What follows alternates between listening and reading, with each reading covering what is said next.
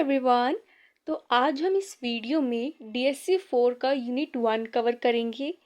इसमें Geoffrey Chaucer का जो वर्क तुम्हारे इंग्लिश ऑनर्स में है वो है द कंटेम्पररी टेल्स।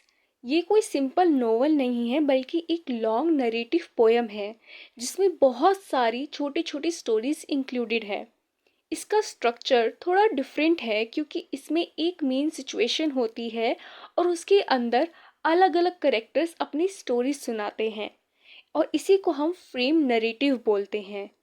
ये सब मिडल इंग्लिश में लिखा गया था इसलिए इसकी लैंग्वेज थोड़ी पुरानी और टफ लग सकती है। The general prologue to the Canterbury tales इस पूरे वर्क का इंट्रोडक्शन पार्ट है।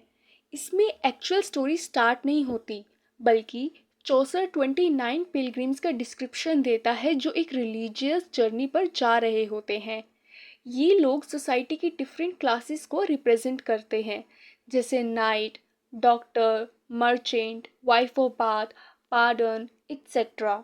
सब लोग जा रहे होते हैं Canterbury Cathedral Saint Thomas Becket की श्राइन पर विजिट करने के लिए।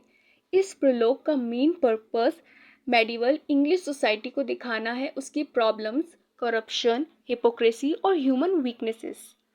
मेडिवल एजेस 5th से 15th सेंचुरी तक का टाइम पीरियड है।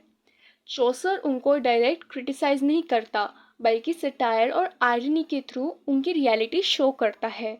सटायर का मतलब किसी सोसाइटी या सिस्टम की बुराई को इनडायरेक्टली मजाक के थ्रू दिखाना।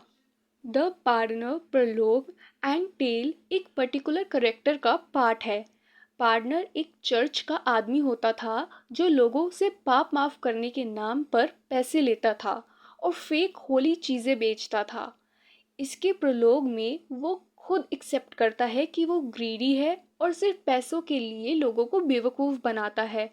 ये आयरनी है क्योंकि वो अपनी बुराई ओपनली बता रहा होता है।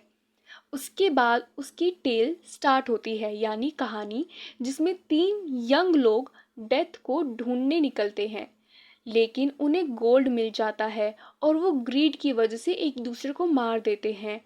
एंड में तीनों मर जाते हैं और इस स्टोरी का मोरल ये होता है कि ग्रीड सबसे बड़ी बुराई है।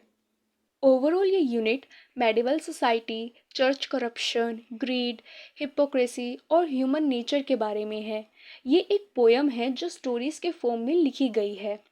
अब देखो, अगर तुम सिर्फ स्टोरी पढ़ोगे तो तुम्हें बेसिक समझ आ जाएगा लेकिन शायद एग्ज़ाम के लिए ये इनफ ना हो।